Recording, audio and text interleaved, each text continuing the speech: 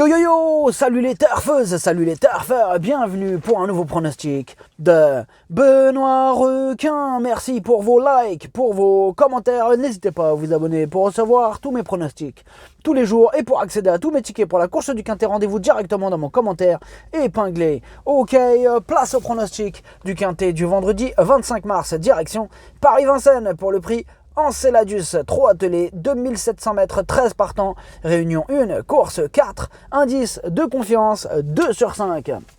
Cette vidéo, je la tourne avant l'arrivée du Quintet de ce jeudi, je reviendrai dessus demain.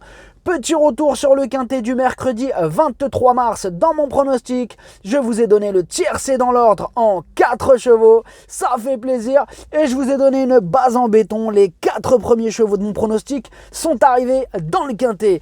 Ok, c'est parti, on commence le pronostic et on commence avec le numéro 1, Harlem de Bussy. Et on écoute son entraîneur Christophe Escalard. Harlem de Bussy est un bon cheval qui a pris de la force et de la maturité. Cela dit, il faut toujours se méfier en partant. Il sera déféré des 4 pieds pour la première fois. Comme il n'avait déjà pas grand-chose sous les pieds, cela devrait lui convenir. Étant donné qu'il monte de catégorie, ce n'est pas gagné d'avance, mais je serais déçu s'il n'était pas à l'arrivée. Alors, ce que j'en pense d'Harlem de Bussy, il a la pêche, il reste sur 2 victoires consécutives. Là, il est déféré des 4 pour la première fois, il peut frapper un grand coup. Le numéro 2, Hippocrate du trio, et on écoute son entraîneur Bruno Marie. Hippocrate du trio vient de montrer ses limites dans un quintet disputé à Enghien où il affrontait beaucoup de concurrents étrangers. Le lot est peut-être un peu moins fort cette fois, mais il n'a pas de marge à ce niveau. Il devra bénéficier de circonstances favorables pour accrocher une petite allocation, d'autant que je ne peux pas le déférer. Alors, ce que j'en pense d'Hippocrate du trio, il vient d'échouer pour son essai dans le Quintet du 11 mars et il guettera les éventuelles défaillances de chevaux en vue, mais il a sa place dans un champ réduit. Il peut y avoir des surprises dans ce Quintet, donc attention. Vous avez entendu mon indice de confiance, 2 sur 5, attention, c'est quand même une surprise possible ce numéro 2. Donc si vous êtes amateur de champ réduit, ça serait dommage de ne pas le mettre. Si vous faites un petit champ réduit pas trop cher, évidemment. Le but, c'est pas de se retrouver avec des tickets, je sais pas combien. Le numéro 3, Hold Up Dream. Et on écoute Stéphane Bourlier. Hold Up Dream manquait sans doute encore un peu à Cordemais. Depuis, il a fait du léger et surtout de la récupération. Il aime se présenter avec de la fraîcheur. Je le défère pour la première fois des 4 pieds et lui rallonge l'enrainement. Je pars avec des ambitions. La grande piste lui a toujours réussi. Alors, ce que j'en pense d'Hold Up Dream, ses dernières sorties sont en demi-teinte, mais attention, son entourage a visé cette course. Là, il est déféré des 4 pour la première fois. Il peut venir pimenter les rapports. Le numéro 4, Even Quick, et on écoute Mike Esper. C'est bien ça, on a tous les commentaires de tous les entraîneurs, ça c'est cool. Alors, Even Quick n'a pas eu le passage au moment décisif la dernière fois. Il est impératif de lui masquer l'effort. S'il peut s'exprimer dans de bonnes conditions cette fois-ci, il peut prendre une place. Alors, ce que j'en pense d'Even Quick, en 9 courses, il n'a terminé qu'une seule fois à l'arrivée. C'est pas très emballant tout ça. Le numéro 5, Higuin de Loup. Et on écoute Alexandre Abrivard. Higuin de Loup s'était montré fautif lors de ses 2 premières courses de remise en jambe et manquait donc de conditions en dernier lieu. Il a coincé pour finir, il est désormais au mieux, il reste très difficile à maintenir au trot lors des départs voltés. Tout sera donc une question de sagesse dans les premiers mètres. S'il ne fait pas de faute, il devrait jouer les premiers rôles. Alors, ce que j'en pense d'Higuin de Loup, tout d'abord, lui c'est mon 2e cheval de complément en cas de non partant. Eh bien, Higuin de Loup, c'est un spécialiste de la disqualification. Et oui, ces 4 dernières courses, il a été quand même disqualifié 3 fois. Et comme d'habitude avec Higuin de Loup, ce sera quitte ou double. Le numéro 6, Hamilton du Ham. Et on écoute Yannick Desmet.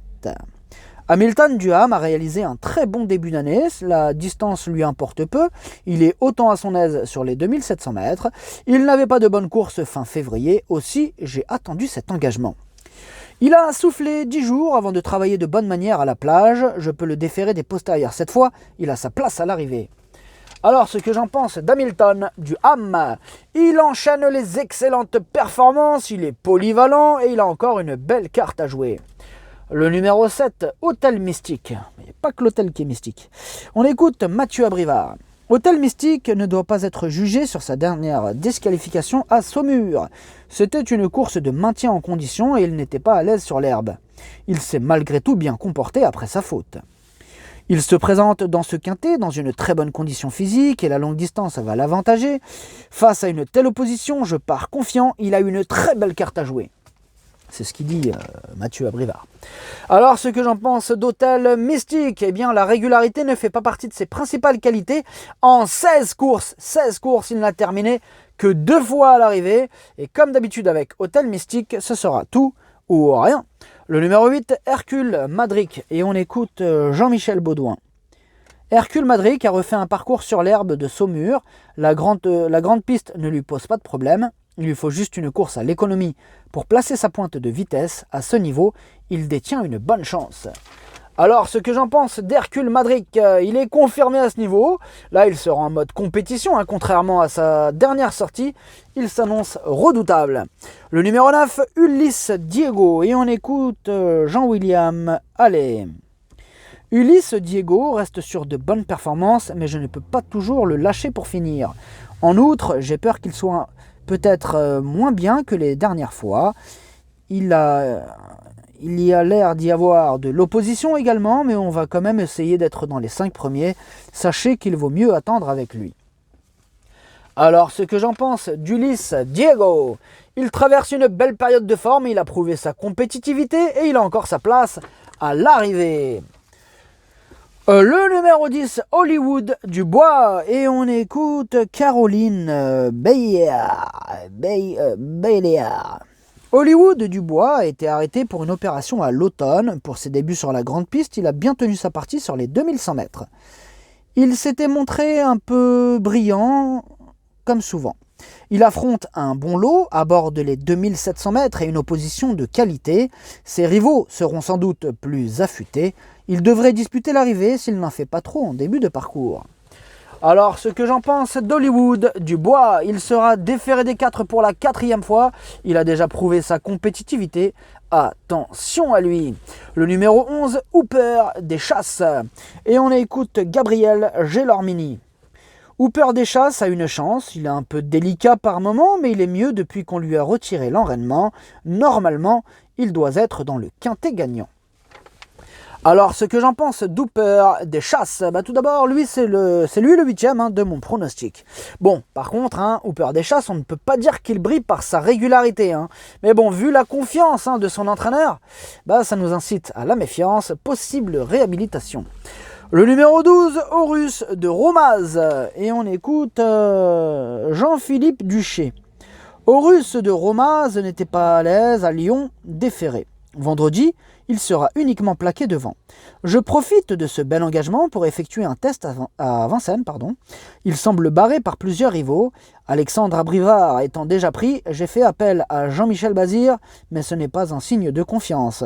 Une place me satisferait. Alors, ce que j'en pense d'Horus de Romaz. Tout d'abord, c'est lui mon cheval de complément en cas de non partant. Eh bien, lui aussi ne brille pas par sa régularité, malheureusement, en 5 courses, une seule fois à l'arrivée. Là, il est confié à Jean-Michel Bazir et il va tenter de remettre les pendules à l'heure. Le numéro 13, High Fire d'Herpet, et on écoute Bruno Marie. High Fire d'Herpet s'est très bien comporté à Enghien dans une épreuve européenne. Dans la foulée, il bénéficie d'un engagement sur mesure à seulement 360 € du plafond des gains. Il est resté au top et les 2700 mètres de la grande piste ne vont pas le déranger. Même s'il ne s'est jamais classé mieux que 4e à Vincennes, je serai cette fois déçu s'il ne termine pas sur le podium. Alors, ce que j'en pense d'High Fire d'Herpet, il fait toutes ses courses actuellement, c'est aussi le plus riche de la course. Il vient de terminer 3e du quintet du 11 mars, et même si c'est vrai que Vincennes ne lui a pas trop réussi jusqu'à présent, gardons quand même en tête qu'il ne sera pas malheureux toute sa vie, il peut en étonner plus d'un.